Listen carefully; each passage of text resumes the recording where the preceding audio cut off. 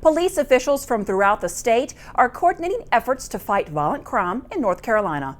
A statewide summit on violence was held in Durham on October 13th in response to a rash of street shootings and other street violence earlier this year. And we thought that it was very important that we as a city start to put together operations to address that, which we did. But at the same point in time, we come to realize that this is not just a national problem, but this is something that our neighbors here in North Carolina are also experiencing. And since we've always looked to work together, myself and Rocky Mount Chief James Moore sat down during the summer and we started to talk about putting something together that not only brings police chiefs and law enforcement together, but also those who they work with or they work for in the city, and who also make a lot of the policy changes in the city, so that we can sit down and jointly work on solutions for the state.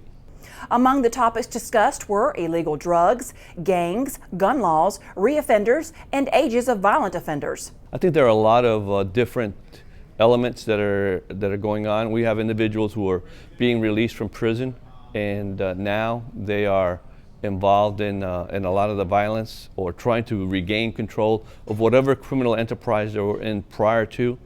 We're also looking at a lot of teen violence that we have, where we have young individuals who are part of groups, part of gangs, and they get into conflicts, not just gang to gang, but also within organizations where it's the way that they reach into power. Also, you have to look at the fact that a lot of today's youth are utilizing violence as a mean by which to handle their problems. That has to be addressed too. Law enforcement's not the only one who can do it, and that's why we really need to have the individuals like city managers and mayors at the table also to talk about the resources that law enforcement needs outside of the police.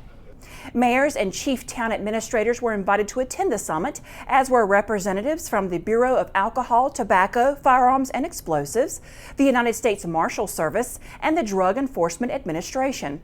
No, we try to get in individuals who are in the, not just the political realm, but really the bosses of the chiefs of police who are from these towns and these cities, so that we could sit down with city managers, with mayors, and talk about the way that they need to collaborate together, they need to work together. There needs to be a support from city government of the police department, so that the police department can not only garner the resources that they'll need to address this problem, but also the support that they'll need when they're working with the community and gaining the community trust. In turn, Chief Lopez says all the cities and towns involved in the summit need help from their respective communities and letting them know who is committing the violence. We need to get the community to rise up and say, we're not going to tolerate it in our community, we're not going to have it in our city. And they need to start working with the police department, because the community are the ones who know where these guns are, these individuals are, what the plan is, and in order to bring forth violence. So we need to really work together with them. We're also, in the city of Durham, going into different locations with specialized units, and these units are identifying individuals involved. They're getting intelligence information.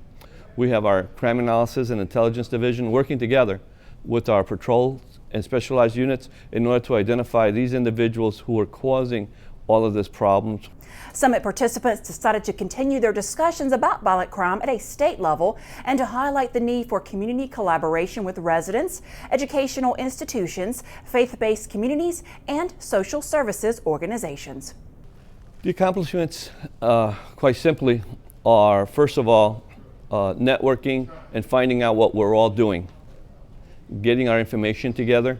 I think that's, and I also think that there's been some awakening with some chiefs and some political leaders who are seeing what we're doing in a different light and hopefully are more motivated to not only work together, but work towards a positive end.